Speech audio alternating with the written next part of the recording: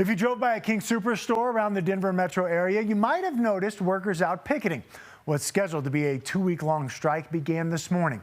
Striking workers could be seen wearing signs today encouraging customers to shop elsewhere. The impacted stores will not be open as late as usual during this strike. They'll be closing at 8. The union has claimed there are unfair labor practices, while the grocery store chain has called those claims false. Workers shared with her that they don't get breaks and lunches because they are so overwhelmed with the work and the job expectations that they have. And they're tired of apologizing for high prices, empty shelves. She keeps talking about staffing, which she's not educated on. We staff our stores, and we have over 4,000 more people than we had before COVID. And our turnover rate is lower than it's ever been. This strike includes stores in Boulder and Louisville, as well as Adams, Broomfield, Denver, Douglas, Jefferson, and Arapahoe counties. Your reporter in Arapahoe County, Ashley Portillo, checked out what was happening at stores all across the county today. And Ashley, some customers said it was not business as usual. Yeah, Michael, so there were a lot of King Soopers customers that throughout the day, they did end up crossing the picket line outside many of these King Soopers locations, including the one behind me. Now, those who did cross that picket line, they told me that things looked and felt a lot different inside of the store really throughout the whole day. Meanwhile, others told me they simply showed up to show their support and then actually took their business elsewhere. We won't take it anymore.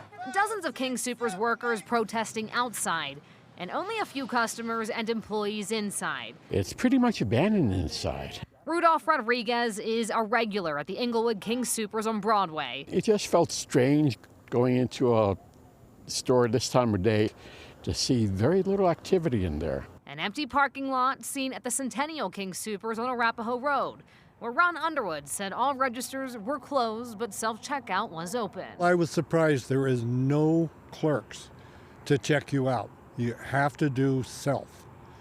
So I had to ask a little help there. Signs also placed at the front with temporary store and pharmacy hours.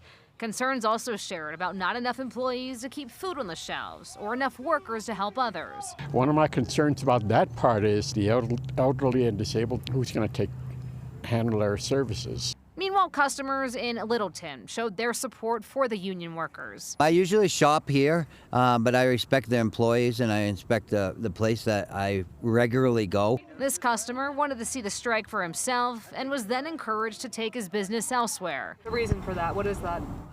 To support my local employees, you know.